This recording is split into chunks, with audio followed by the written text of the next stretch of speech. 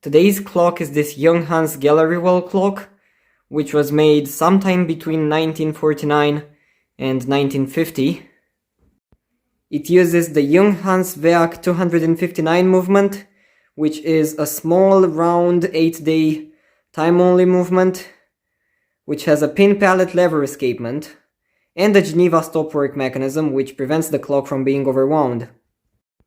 So this exact clock appeared in the 1939 and the 1949 Junghans catalogs.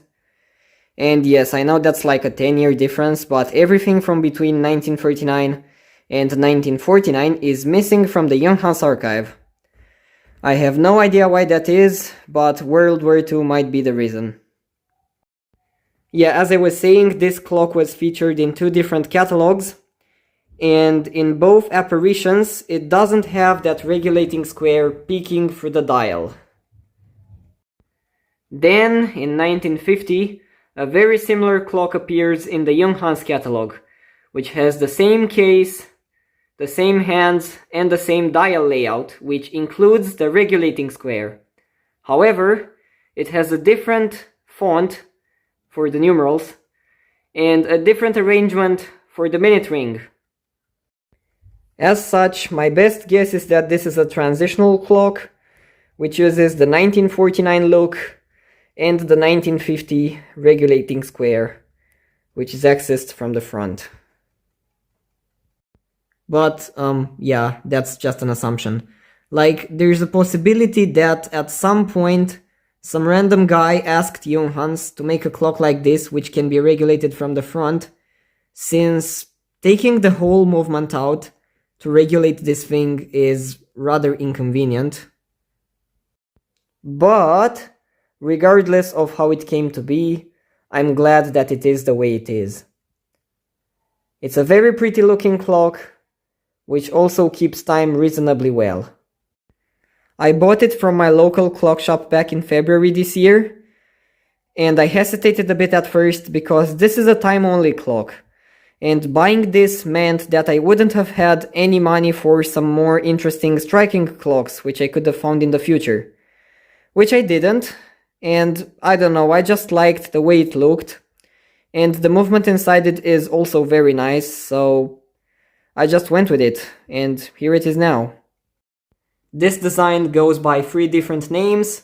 It is referred to as office clock, dial clock, which is a term used in the UK, and gallery wall clock. I prefer to call it a gallery wall clock because I have different definitions for each of these terms. According to my definition, an office clock should have a large circular door with a big window in the center and a typically German constructed case with an octagonal shape. So considering all of that, this case right here belongs to an office clock.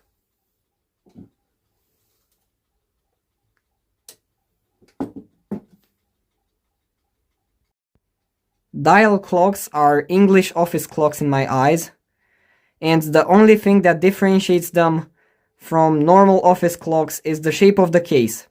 English office clocks usually have a rectangular case instead of an octagonal one. And since this little guy doesn't fit into either of these categories, I refer to it as a gallery wall clock. The door opens upwards,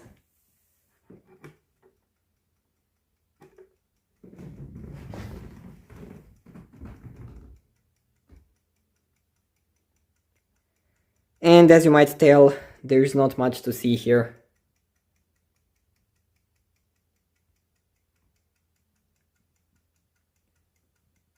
The dial covers the entirety of the case.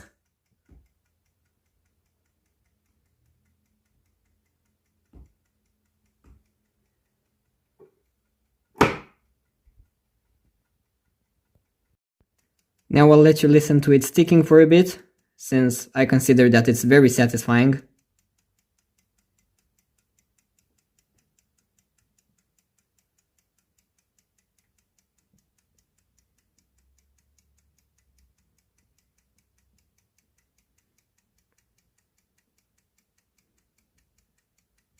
Yeah, I love that sound.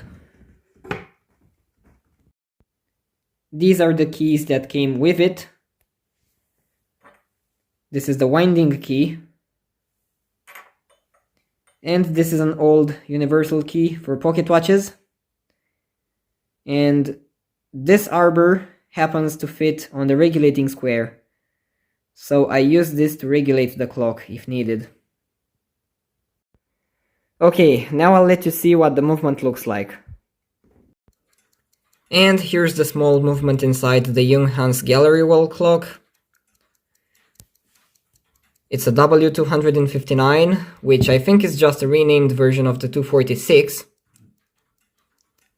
Though one possible difference between the two is the fact that the normal 246 has an open mainspring, while this one has it stored in a barrel.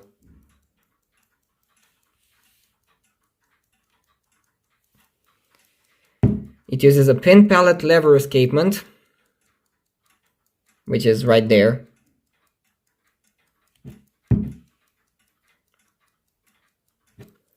And it's supposed to run for 8 days, but it only runs for about 6, because it has a Geneva stopwork mechanism which prevents the clock from being overwound. It's right there onto the barrel. So yeah, it only runs for about 6 days on a full winding. There's not much else to say about it. It's just a really small and clean 8-day movement. I actually quite like it. Very nice. And here's the regulator arm, which is accessed from the front.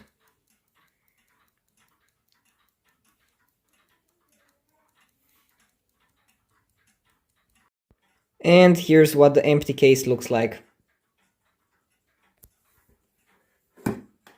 Hi. And on the back there's the model number and some other numbers in there. Okay, just a short little update on this movement. I have now cleaned this bottom part right here. I don't know if you remember, but this thing used to be black, and now it no longer is. I have also strengthened the click spring because the clicking noise was relatively faint, and I was afraid that it might fail at some point, so that has now been taken care of. And that is it for today. This is not the permanent hanging spot of this clock. I just put it here because I needed to film this video. I wasn't actually planning to film this here, but the nail which I was planning to hang this clock onto got occupied, so to say. So, yeah, that's it for today. Thank you all so much for watching. I was Luca, and I'll see you some other time. So, bye bye for now.